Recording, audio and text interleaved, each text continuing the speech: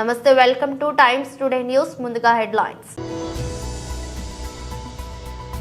వైఎస్ఆర్సీపీ అధికార ప్రతినిధి Shyamala press meet.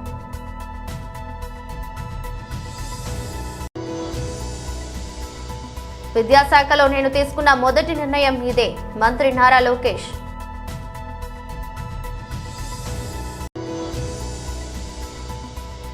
Sircilla BRS నాయకులు కార్యకర్తల సమావేశం.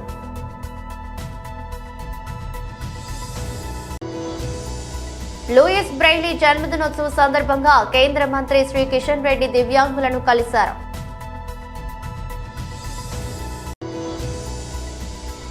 సిడ్నీ టెస్టులో టీ20 తరహా బ్యాటింగ్ తో రికార్డు నమోదు చేసిన రిషబ్ పంత్.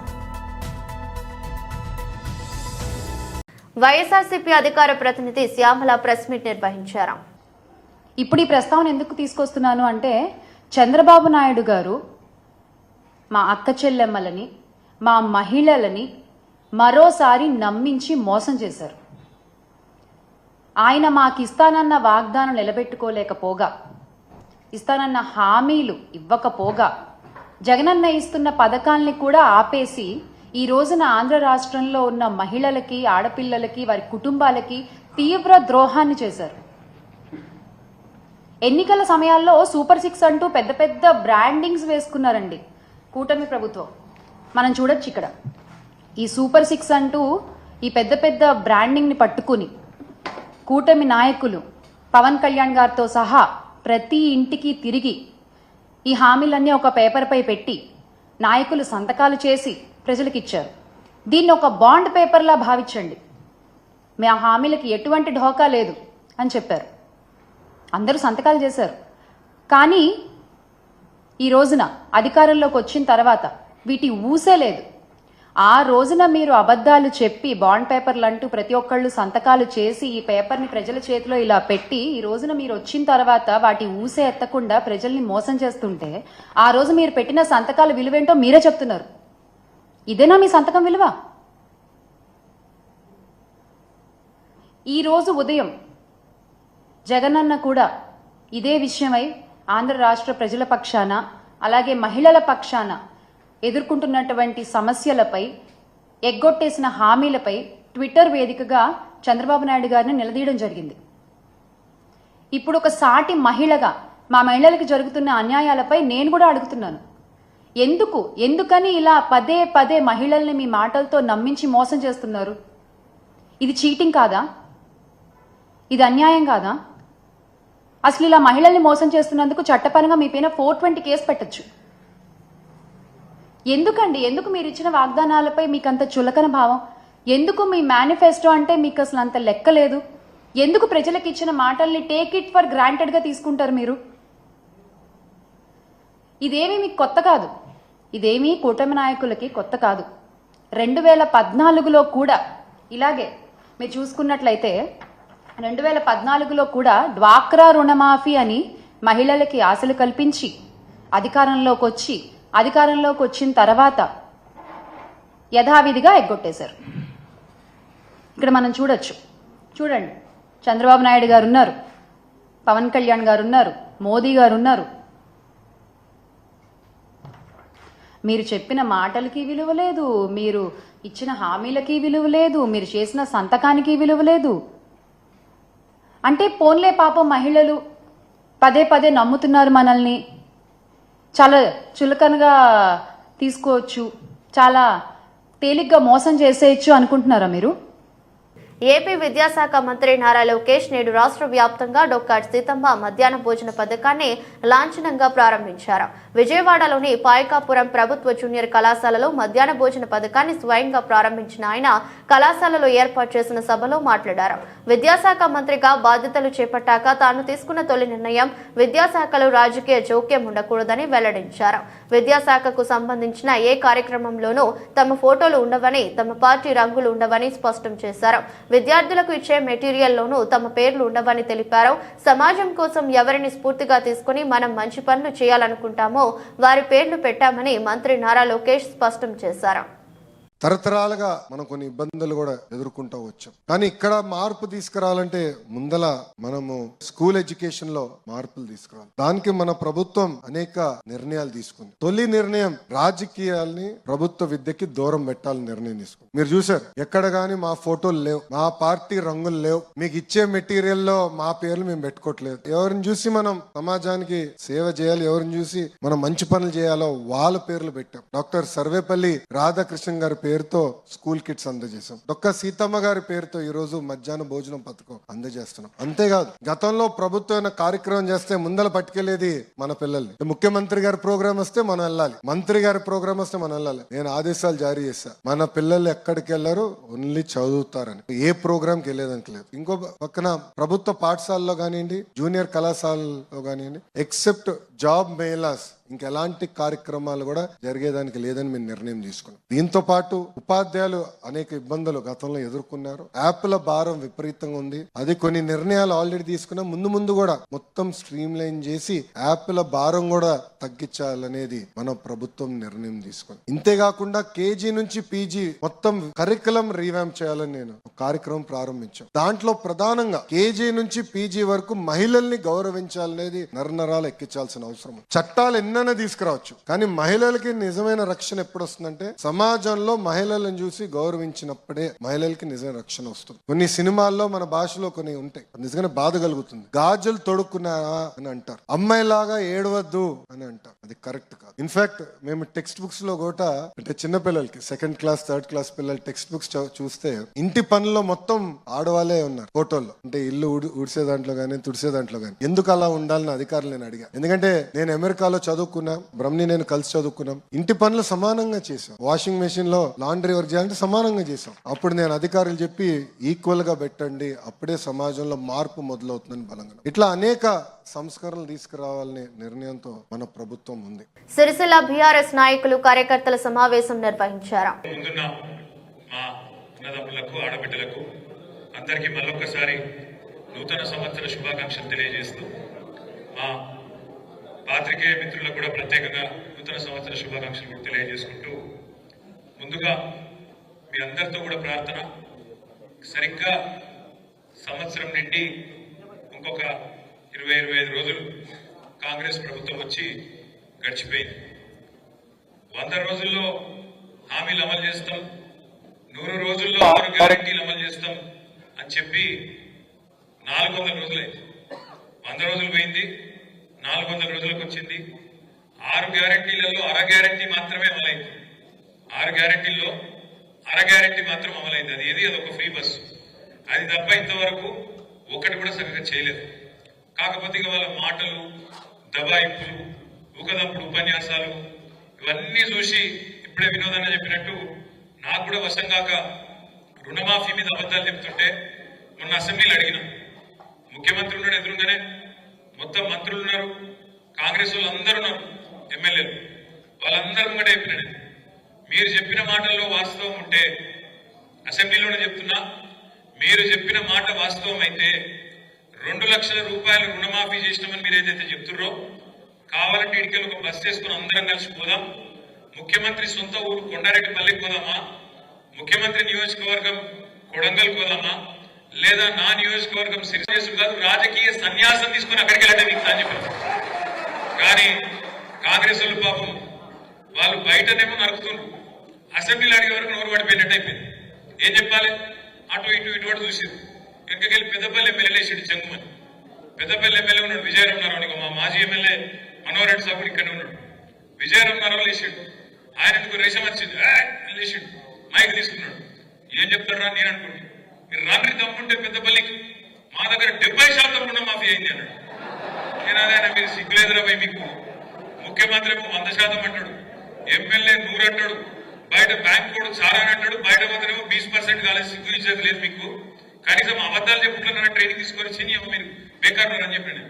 వాళ్ళ వాస్తవం ఏంటంటే వాళ్ళకు పరిపాలన సాధన అయితే లేదు, వాళ్ళకు నడపస్తలేదు, నడప రాక ముఖం బాగాలేక అద్దం పలుకుతున్నాడు ఎక్కడికోడు గట్ల. ఇప్పుడు ఏంది, నాకు నడప సాధన అయితే లేదు, ఏం చేయాలి మరి నేను, రాష్ట్రం పరిస్థితి బాగలేదు అని చెప్పాలి. రాష్ట్రం పరిస్థితి కాదు, నీ నెత్తి బాగలేదు, నీ నెత్తిలో గుజ్జు లేదు, దానికి ఎవడేం చేస్తాడు? నీకు తెలివి లేక శాతగాక దద్దమ్మవై అడ్డగోలు హామీలు ఇచ్చి పనికిమాలిన హామీలు ఇచ్చి 100 రోజుల డైలాగులు కొట్టి అఫిడవిట్లను పోజులు కొట్టి దేవుళ్ళ మీద ఒట్లు పెట్టి ఏదో పీకుతామని ఏదో పెద్ద బిల్డప్ ఇచ్చి వచ్చి ఇవాళ ఏమైతుంది? శాతం అయితే లేదు, ఏం చేయాలో తెలుస్తలేదు. తెలియక ఇప్పుడు నేను ఇక్కడికి వస్తుంటే ఇక్కడ చూసిన బయట మనం కరెక్ట్ గా మన ఆఫీస్ ఎదురుగా టెంట్ వేసుకున్నాం. ఎవరు? సర్వశిక్ష అభియాన్ ఉద్యోగులందరూ టెంట్ వేసుకున్నాం. నేను అడిగితే వాళ్ళని ఏందమ్మా ఏమైంది? ఏం లేదు సార్, ఈ రేవంత్ రెడ్డి సరిగ్గా నవంబర్ 23 లూయిస్ బ్రెయిలీ జన్మదినోత్సవం సందర్భంగా కేంద్ర మంత్రి శ్రీ కిషన్ రెడ్డి దివ్యాంగులను కలిశారు. వాళ్ళ జీవితాలలో ఒక వెలుగు ప్రసాదించినటువంటి గొప్ప మహానుభావుడు లూయిస్ బ్రెయిలీ యొక్క జయంతి కార్యక్రమాన్ని బీజేపీ రాష్ట్ర కార్యాలయంలో ఈరోజు నిర్వహించుకోవడం జరిగింది. జీవితంలో దివ్యాంగులకు అన్ని రకాలుగా ఈ సమాజం ఆదుకోవాల్సినటువంటి అవసరం ఉంటుంది. దివ్యాంగులకు సంబంధించి ఏ ప్రభుత్వం అయినప్పటికీ వాళ్లకు ఏ రకమైనటువంటి నిధుల కొరత లేకుండా చూడాల్సినటువంటి అవసరం ఉంది. ప్రభుత్వము సంక్షేమం కోసం 100 రూపాయలు ఖర్చు పెడుతున్నప్పుడు ఆ 100 రూపాయలలో మొదటి రూపాయి దివ్యాంగుల కోసం ఖర్చు పెట్టాలనేది ఈరోజు అందరి ముందు చర్చించాల్సినటువంటి అంశం. అది ఏ ప్రభుత్వం అయినా కూడా దివ్యాంగులకు నిధుల కొరత లేకుండా చూడాల్సినటువంటి అవసరం ఉంది. నరేంద్ర మోడీ గారి నాయకత్వంలో దివ్యాంగులకు అనేక రకాల చర్యలు తీసుకున్నాం. ఈరోజు దేశవ్యాప్తంగా దివ్యాంగులకు ఏ రకమైనటువంటి పరికరం కావాలన్నా కూడా అది ట్రైసైకిల్ కానీ, బ్యాటరీతో కూడినటువంటి ట్రైసైకిల్ కానీ, దివ్యాంగులకు కావాల్సినటువంటి చదువుకోవడానికి కావాల్సినటువంటి ప్రత్యేక మొబైల్ ఫోన్ కానీ, వీల్ చైర్ కానీ, స్టిక్కర్స్ ఏదైనా కూడా ఈరోజు కేంద్ర ప్రభుత్వము మరి అనేక రకాలుగా ఎన్ని వందల కోట్ల రూపాయల ఖర్చు అయినా సరే ఉచితంగా ఇవ్వాలనేది నిర్ణయం తీసుకొని అది ఇంప్లిమెంట్ చేస్తూ ఉన్నాం. అది ఏ రకమైనటువంటి వస్తువు వాళ్ళ జీవితంలో వాళ్ళకి కావాల్సి ఉంటే అది ఇవ్వడానికి ఈరోజు కేంద్ర ప్రభుత్వం నిర్ణయం తీసుకొని దివ్యాంగులకు వస్తువులు అందజేస్తూ ఉంది. ఇప్పటికే కొంత హైదరాబాద్లో కొన్ని క్యాంపులు, అసెస్మెంట్ క్యాంపులు దివ్యాంగులందరినీ పిలిచి మీకు ఏం కావాలా, ఏ వస్తువు కావాలా, మీరు దినసరి కార్యక్రమాలు కొనసాగించడం కోసం ఏం కావాలని చెప్పి వాళ్ళని అడిగి ఆ రకంగా అసెస్మెంట్ చేసి క్యాంపులు నిర్వహిస్తూ ఉన్నాం. తొందరలోనే వాళ్ళందరికీ వాళ్ళు అడిగినటువంటి వస్తువులు కూడా ఇవ్వబోతూ ఉన్నాం. అంతేకాకుండా దివ్యాంగులకు 3% ఉన్నటువంటి రిజర్వేషను నరేంద్ర మోడీ గారి ప్రభుత్వం వచ్చిన తర్వాత 4% పెంచడం జరిగింది. గతంలో దివ్యాంగులు అనేటువంటి వాళ్ళు 7 రకాలుగా ఉన్నటువంటి వాళ్ళనే దివ్యాంగులుగా గుర్తించేటువంటి వాళ్ళు.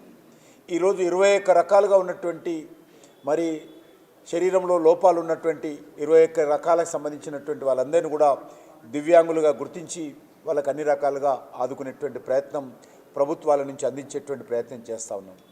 అదేవిధంగా దివ్యాంగులకు రక్షణ కల్పించేటువంటి వాళ్ళని ఎవరిని కూడా విమర్శించకుండా, వాళ్ళని అవమానం చేయకుండా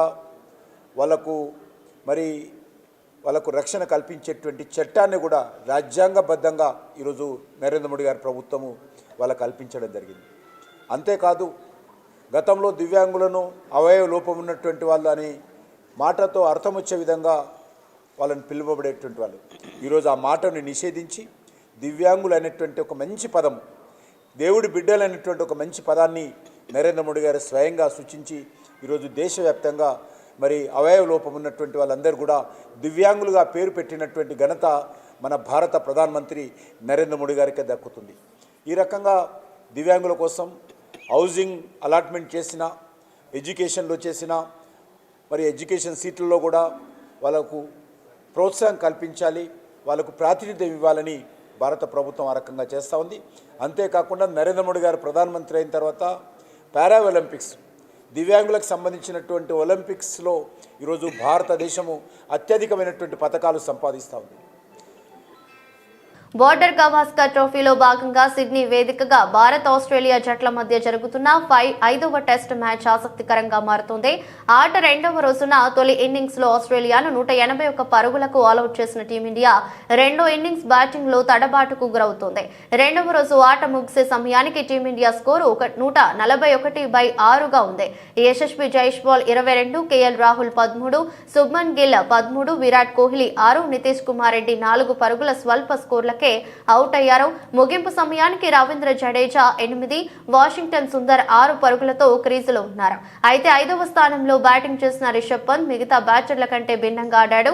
దూకుడుగా ఆడి ఆస్ట్రేలియా బౌలర్లకు చుక్కలు చూపించాడు. టీ20 తరహా బ్యాటింగ్ తో బెంబేలెత్తించాడు. సిక్సర్లు, ఫోర్లతో విరుచుకుపడి కేవలం 29 బంతుల్లోనే అర్ధ సెంచరీ పూర్తి చేసుకున్నాడు. మొత్తం 33 బంతులు ఎదుర్కొన్న పంత్ 184.85 స్ట్రైక్ రేట్ తో 61 పరుగులు సాధించి అవుట్ అయ్యాడు. తన ఇన్నింగ్స్ తో 6 ఫోర్లు, 4 సిక్సర్లు ఉన్నాయి. మిచెల్ స్టార్క్ వేసిన 23వ ఓవర్లో పంత్ వరుసగా 2 సిక్సర్లు బాదాడు. మిగతా బౌలర్లను కూడా వదలలేదు. కమిన్స్ బౌలింగ్ లో వికెట్ కీపర్ అలెక్స్ కెరీకి క్యాచ్ ఇచ్చి వెనుదిరిగాడు. దీంతో టెస్టుల్లో ఎదుర్కొన్న బంతుల పరంగా అత్యంత వేగంగా అర్ధ సెంచరీ సాధించిన రెండవ భారతీయ ఆటగాడిగా పంత్ రికార్డు నెలకొల్పాడు. మొదటి స్థానంలో కూడా పంత్ ఉండటం విశేషం. ప్రైవేటు రంగ టెలికాం కంపెనీలో నెలకొన్న పోటీ నేపథ్యంలో యూజర్లను కాపాడుకునేందుకు కొత్తగా వినియోగదారులను ఆకర్షించేందుకు కంపెనీలు వివిధ రకాల ఆకర్షణీయమైన ప్లాన్లను ప్రకటిస్తున్నాయి. జియో, భారతీ ఎయిర్టెల్ టెలికాం సంస్థలు తమ 4G యూజర్లకు నిర్దేశిత ప్లాన్ పై అన్లిమిటెడ్ 5G డేటాను ఉచితంగా ఇస్తున్న తరుణంలో పోటీని తట్టుకునేందుకు వొడాఫోన్ ఇండియా సరికొత్త ఆఫర్ను తీసుకువచ్చింది. తమ వినియోగదారుల కోసం Vodafone idea super hero prepaid plan ను తాజాగా తీసుకువచ్చింది. 3,599 లేదా 3,699 లేదా 3,799తో రీఛార్జ్ చేసిన వారికి ఏడాది పొడవునా అర్ధరాత్రి 12 గంటల నుంచి మధ్యాహ్నం 12 గంటల వరకు అపరిమిత డేటా అందిస్తుంది. మిగతా 12 గంటల పాటు ప్రతిరోజు 2GB డేటా ఉపయోగించుకోవచ్చు. ఒకవేళ ఈ డేటాను వినియోగించుకోకపోతే వారాంతం వరకు ఇది రోల్ ఓవర్ అవుతుంది. అంటే వీకెండ్ ముగిసేలోగా ఆ మొత్తం డేటాను వాడుకోవచ్చు.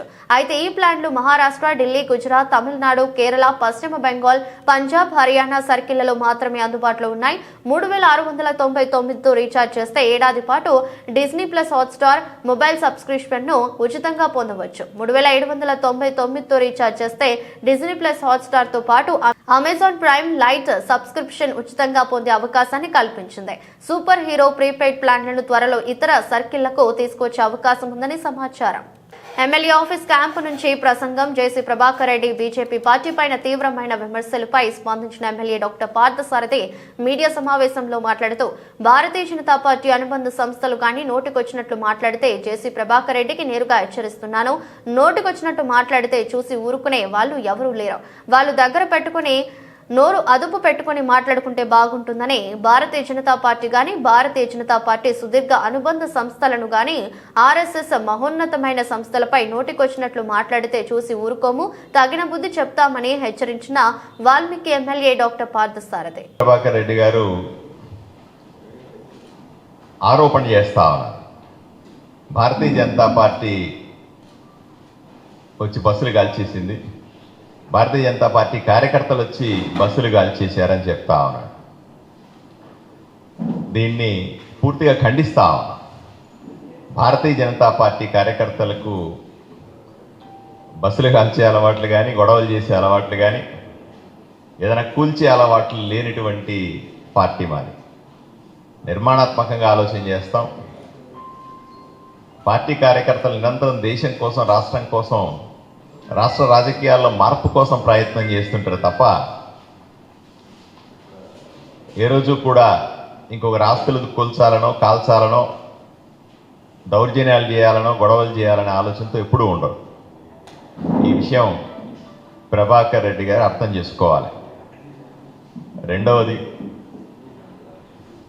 భారతీయ జనతా పార్టీని, అనుబంధ సంస్థలని నోటికొచ్చినట్టు మాట్లాడుతూ ఉన్నాడు.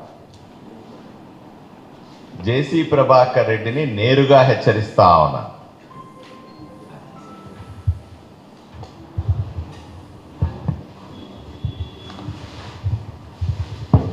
జేసీ ప్రభాకర్ రెడ్డిని నేరుగా హెచ్చరిస్తా ఉన్నాను. ఒళ్ళు దగ్గర పెట్టుకోవాలి, నోరు అదుపులో పెట్టుకోవాలి. నోటికొచ్చినట్టుగా భారతీయ జనతా పార్టీని కానీ, భారతీయ జనతా పార్టీ అనుబంధ సంస్థల్ని కానీ, ఆర్ఎస్ఎస్ లాంటి మహోన్నతమైనటువంటి సంస్థను కానీ నోటికొచ్చినట్లుగా మాట్లాడితే చూస్తూ ఊరుకునేది లేదు. తగిన విధంగా బుద్ధి చెబుతామనే విషయం ఆయనకు అర్థం కావాలి. ఎక్కడో ఒక మూల కూర్చొని ఆడింది ఆట పాడింది పాట అని ఆడెవరు సమాధానం చెప్పేవాళ్ళు లేరు కాబట్టి, ఏ చెట్టు లేనప్పుడు ఆనందం చెట్టే మహావృక్షం అన్నట్టుగా అక్కడ 2 కెమెరాలు పెట్టుకుని నోటికొచ్చినట్టు వాగుతుంటే చూస్తూ ఊరుకోవడానికి భారతీయ జనతా పార్టీ కార్యకర్తలు సిద్ధంగా లేరు. మహిళల్ని గౌరవించలేని వ్యక్తి మహిళల గురించి ఏం మాట్లాడుతున్నాడు ఆయన? ఆ ఊర్లో మహిళలు కానీ సమాజంలో మహిళల పట్ల గౌరవంతో ఉండాల్సిన అవసరం ఉంది. పార్టీ కార్యకర్తల పట్ల, పార్టీల పట్ల బాధ్యతతో వ్యవహరించాల్సిన అవసరం ఉంది. కెమెరా ముందుంది కదా అని నోటికొచ్చినట్టు మాట్లాడితే దాని పరిణామాలు చాలా తీవ్రంగా ఉంటాయని జేసీ ప్రభాకర్ రెడ్డిని హెచ్చరిస్తా ఉన్నాం. బాలకృష్ణకి మొదటి నుంచి కూడా సంక్రాంతి సెంటిమెంట్ ఉంది. సాధ్యమైనంత వరకు తన సినిమా సంక్రాంతి బరిలో ఉండేలా ఆయన ప్లాన్ చేసుకుంటూ ఉంటారు. అలా సంక్రాంతి బరిలో నిలిచిన సమయాలలో ఎక్కువసార్లు ఆయనను విజయాలు వరించాయి. అంతేకాదు వసూళ్ల విషయంలో ఆ సినిమాలు కొత్త రికార్డులను నమోదు చేసి ఆయన కెరియర్లో చెప్పుకోదగిన సినిమాలుగా నిలిచాయి. అందువలన సంక్రాంతికి ఆయన సినిమా రావడమే అసలైన పండుగ అన్నట్టుగా అభిమానులు ఉంటారు.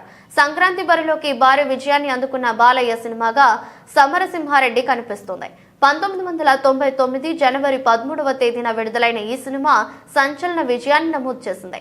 బి గోపాల్ దర్శకత్వం వహించిన ఈ సినిమాను మణిశర్మ మ్యూజికల్ హిట్ గా నిలబెట్టాడు. ఆ తర్వాత వచ్చిన నరసింహానాయుడు కూడా దాదాపు అదే స్థాయిలో బాక్సాఫీస్ ను ఊపేసింది. 2001 జనవరి 11న విడుదలైన ఈ సినిమాకి కూడా మణిశర్మనే సంగీత దర్శకుడు. పాటల పరంగా ఈ సినిమా కూడా హుషారెత్తించింది. ఇక బాలకృష్ణ కెరియర్ లో మైలురాయి గౌతమి పుత్ర సాతకర్ణి క్రిష్ దర్శకత్వం వహించిన ఈ సినిమా 2017లో ప్రేక్షకుల ముందుకు వచ్చింది. బాలకృష్ణకి ఇది 100వ సినిమా. ఆయన సంక్రాంతి విజయాలలో 100 సినిమా కూడా నిలవటం మరో విశేషం. 2023లో జనవరి 12న వచ్చిన వీరసింహారెడ్డి కూడా సంక్రాంతి సంచలనంగా నిలిచింది. మైత్రి బ్యానర్ పై గోపిచంద్ మల్నేని తెరకెక్కించిన సినిమా ఇది. ఇక ఈ ఏడాది డాకు మహారాజ్ గా బాలయ్య బరిలోకి దిగారు. బాబీ దర్శకత్వం వహించిన ఈ సినిమా బాలయ్య బాబు సంక్రాంతి సెంటిమెంట్ ను నిలబెడుతుందనేది అభిమానుల అభిప్రాయం. వార్తలు ముగించే ముందు మరోసారి హెడ్లైన్స్. వైఎస్ఆర్సీపీ అధికార ప్రతినిధి Shyamala press meet.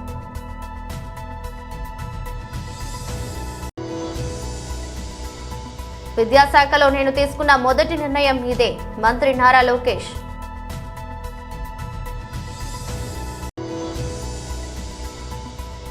Sircilla BRS నాయకులు కార్యకర్తల సమావేశం.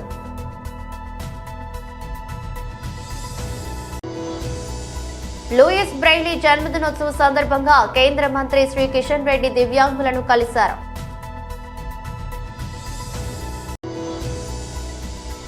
సిడ్నీ టెస్టులో టీ20 తరహా బ్యాటింగ్ తో రికార్డు నమోదు చేసిన రిషబ్ పంత్. ఇది బులెటిన్. మరో బులెటిన్లో మళ్ళీ కలుద్దాం. అంతవరకు సెలవు. నమస్కారం.